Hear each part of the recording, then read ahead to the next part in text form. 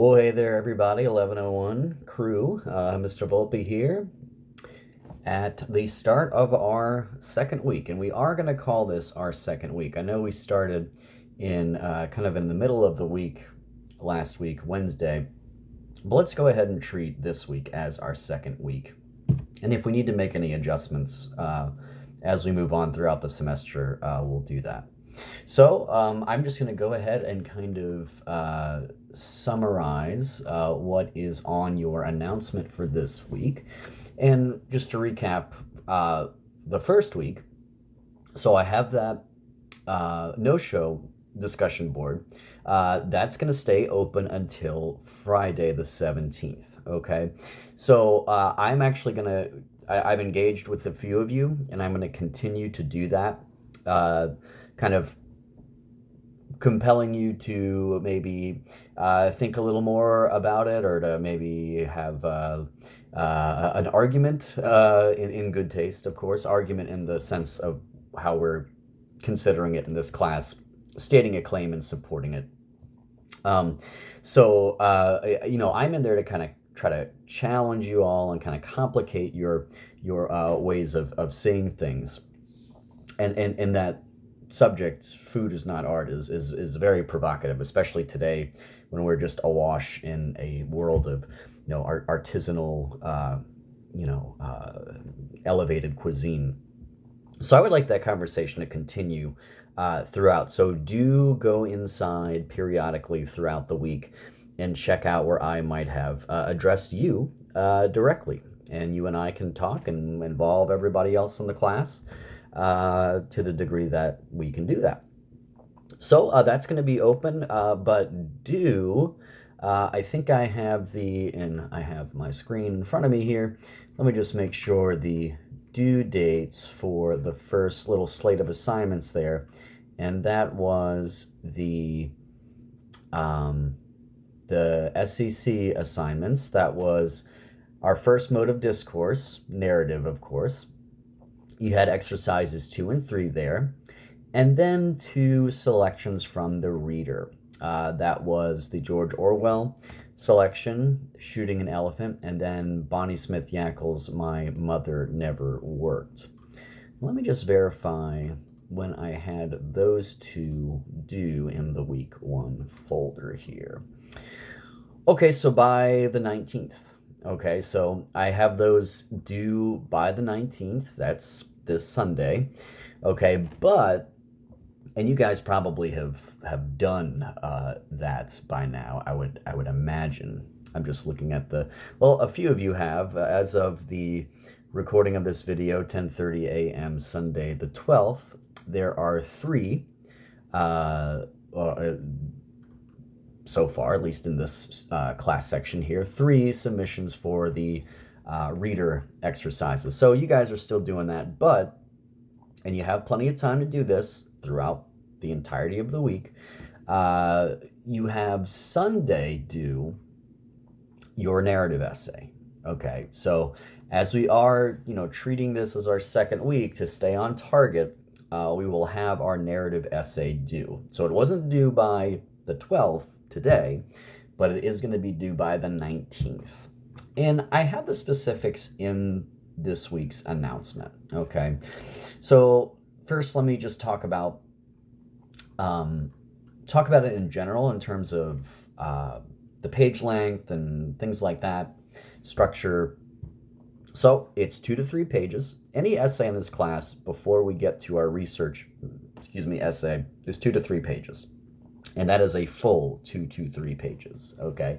So 2 pages minimum, 3 pages maximum, okay? What do these essays consist of? Well, first, they are in 12-point Times New Roman. You have an MLA heading at the upper left-hand corner, your last name and the page number on the upper right-hand corner of each page. And you can look at this in our paper format attachment. It kind of gives you all these specifications I'm outlining right here in this video. But our focus here is narrative. That is our first mode of discourse, okay? Now, the selections you all read, the George Orwell and Bonnie Smith Yackel selections, focused on a pivotal moment in the narrator's life. Okay, I think the one that's probably more obvious and well, we'll just go with obvious, is the George Orwell one. Witnessing that scene with the elephant and when Orwell was sort of an imperial guard in that position of when the British Empire still had dominion over India to the degree that it did back then. He was put in a, let's call it a tough spot, okay? And he was called to act, okay? And he acted in a certain way. Consequences came from that. He was changed, though, okay? That pivotal moment in his life changed him in some way. Now, you all haven't been put in that degree of duress, that particular situation where you are called to take care of a huge animal in that way, or maybe you have. I don't know. I'm going to wager that you haven't, but no doubt, probably something else in your life. It doesn't have to be extravagant or the level of drama that story was on, but something has changed you. And it might not even be one moment. No doubt, throughout our lives, they're made of a chain of meaningful, pivotal moments. I could go down the list in my life too, but if I had to pick one, I'd pick my one, okay? You all pick that moment in your life, okay? Maybe it's something obvious. Maybe it is waiting for your firstborn child to arrive, and it's the moment you are witnessing the birth of your child. I'd wager that is pretty darn pivotal and important, right? So on that level, if you aren't a parent or are not going to be or haven't birthed a child, fair enough. I don't have a child. My wife has not born any children yet, so I can't necessarily relate to that on a first-hand basis. But let's say your best friend whom you haven't seen in 8 years or so, okay, suddenly surprises you with a text, and you all kind of left each other on these frosty terms. You kind of came at a stalemate. You expected your friendship to be ruined or just forgotten, and lo and behold, the person comes back into your life, and things start happening, okay? So this is what I'm talking about.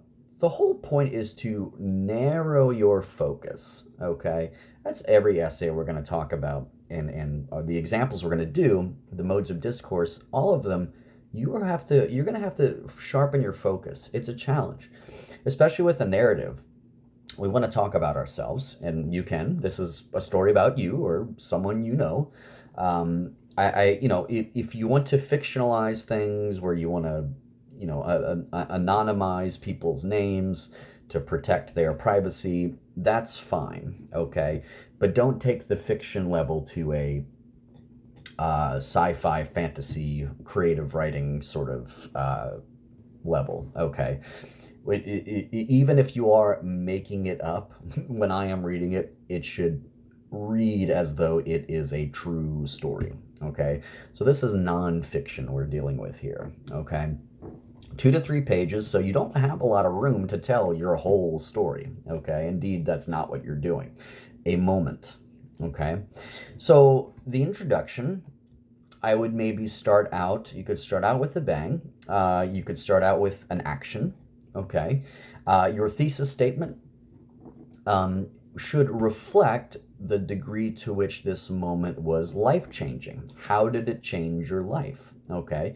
And then in the body, you are going to give supporting details, scenes, okay? Things are happening. People are doing things. You want to really focus on sights, sounds, tastes, touches, sense, etc. The 5 senses, okay? That's what makes stories come to life. It's that old writer's adage, show, don't tell. So I could tell you what happened, or I could pump up my account with visual details, audio details, images, okay? Let's see people acting in space, in the room, on top of the hill, in the basement, wherever we are. Let's hear the people talking. You could write dialogue. You don't have to necessarily pepper in dialogue throughout this whole thing, but you can. Use what you've read as models. That Bonnie Smith Yackle piece especially has a lot of moments of dialogue in between the narrator and the caller, etc. So you can use dialogue. You could just use narration, but things should be happening, okay, to the best that you can, okay.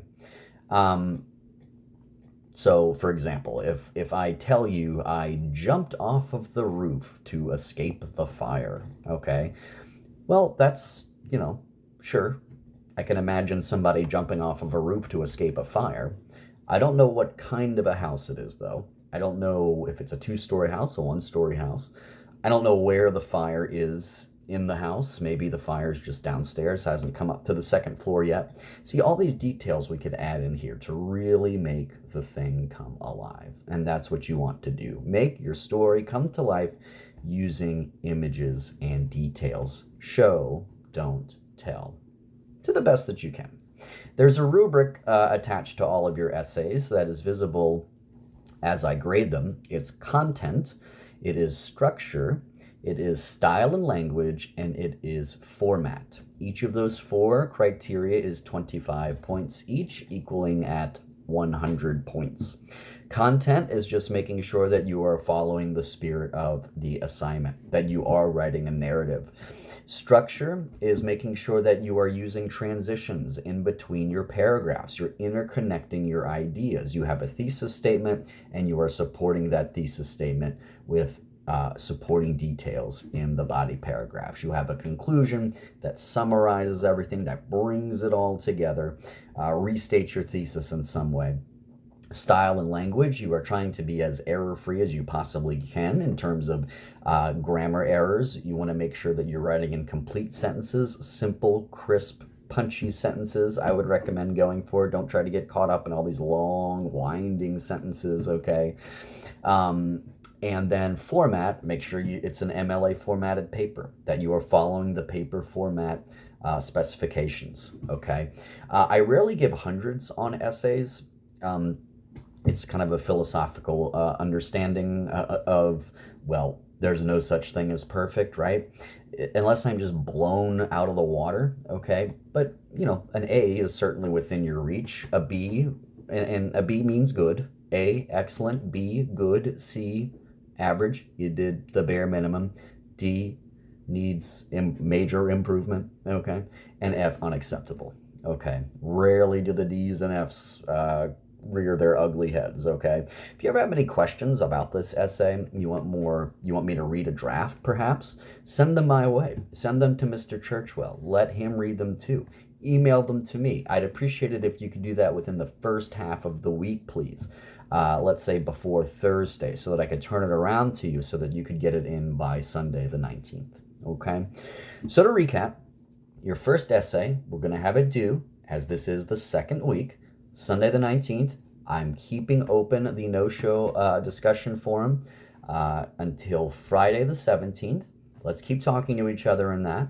And then the SEC and reader selections that were assigned as of last Wednesday are going to be open until the 19th as well.